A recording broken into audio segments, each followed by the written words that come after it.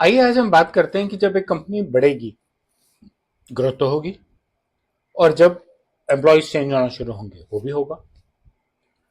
तो कैसे उस कंपनी को आगे काम करना चाहिए जिससे कि डीपीटीपी की गवर्नेंस जो है वो ठीक ठाक चले। मेरे यूट्यूब चैनल पे आपका स्वागत है, जिसपे आप लगातार प्रिवेसी पे नया कंटेंट देखते हैं। और जैसा मैंने कहा, आज हम बात करेंगे कि डीपीटीपी की गवर्नेंस कैसे स्केल करनी चाहिए। फ्रेजिलिटी प्रॉब्लम बड़ी छोटी सी हर कंपनी और हर गवर्नेंस सिस्टम में, हर वर्किंग सिस्टम में होती है। एक ही डीपीओ है, एक ही प्रिवेसी इंजीनियर है, एक ही लीगल हेड है। अब आप कहेंगे यार कमाल है, मतलब मैं डीपीओ भी बहुत सारे रखूंगा, लीगल हेड भी बहुत सारे रखूंगा। प्रिवेसी इंजीनियर तो आप बहुत सारे रख सकते हैं, क्योंकि अगर आपकी कंपनी इतनी बड़ी है कि आपको डीपीओ रखना पड़ रहा है, खास करके डीपीटीपी में, तो प्रिवेसी इंजीनियर्स तो मल्टीपल होंगे। लेकिन इंपॉर्टेंट ये है रोल मैट्रिक्स में, ऑर्गेनाइजेशन में, कि अगर डीपीओ अचानक चला जाता है या छुट्टी पे होता है, तो उसकी जगह डिसीजन कौन लेगा और उसकी डिसीजन मेकिंग का बेसिस क्या होगा।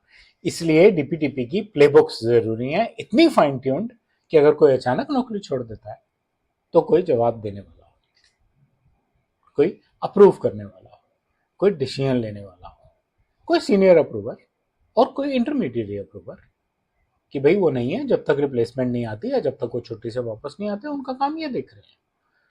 वो नए डिसीजन ना ले, बेशक नई चीजें इंप्लीमेंट ना करे, लेकिन पुराने डिसीजन तो लेने पड़ेंगे, किसी को अप्रूव तो करने पड़ेंगे, खास करके अगर उस दौरान कोई ब्रीच हो जाता है। सब ठीक चलता है जब तक कोई छुट्टी पे ना जाए, जब तक कोई नौकरी ना छोड़ दे, टीम्स रेगुलरली ट्रेन होती रहे।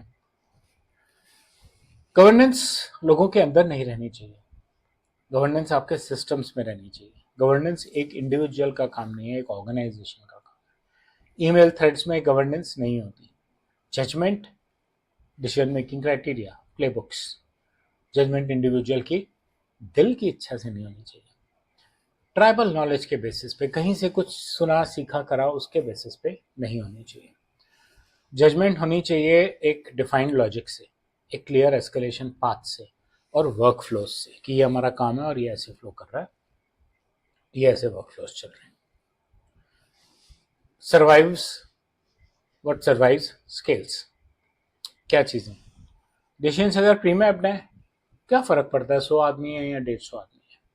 अगर एचआर की पूरी पॉलिसी प्री मैप्ड है, कंपनी ग्रो करती रहेगी, आदमी हायर करती रहेगी। एचआर की अभी वाली पॉलिसीज में प्रिवेसी पॉलिसी तो ऐड कर रहे हैं, कुछ अलग तो नहीं कर रहे। प्री डिफाइंड रूल्स हैं, सेम प्रोसेसेस हैं जो बार बार हो रहे हैं। सिस्टम्स के बिहेवियर, सिस्टम्स जो हैं वो बिहेवियर को ऑटोमेटिकली गाइड कर रहे हैं।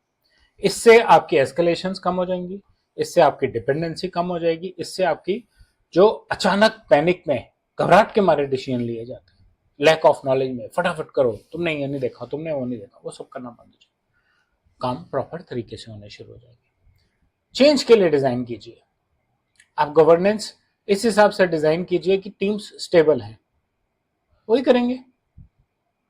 लेकिन इंडिविजुअल के लिए नहीं, टीम के लिए। क्यों? टीम में जो चेंजेस आएंगे वो साथ साथ सिस्टम को अडॉप्ट कर सकेंगे। जो भी नॉन रिस्क है वो टेबल पे पड़ी होंगी, उनको रिजॉल्व करना, उनको समझना, उन रिस्क के साथ चलना भी नए सिस्टम को पता रहेगा। ग्रोथ प्रिडिक्टेबल हो जाएगी।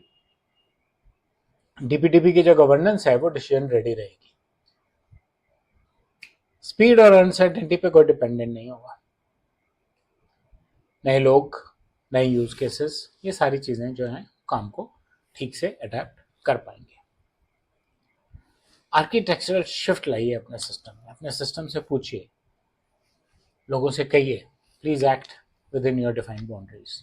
आपकी बाउंड्रीज हमने डिफाइन कर दी है, प्लीज आप इन बाउंड्रीज के हिसाब से एक्ट कीजिए।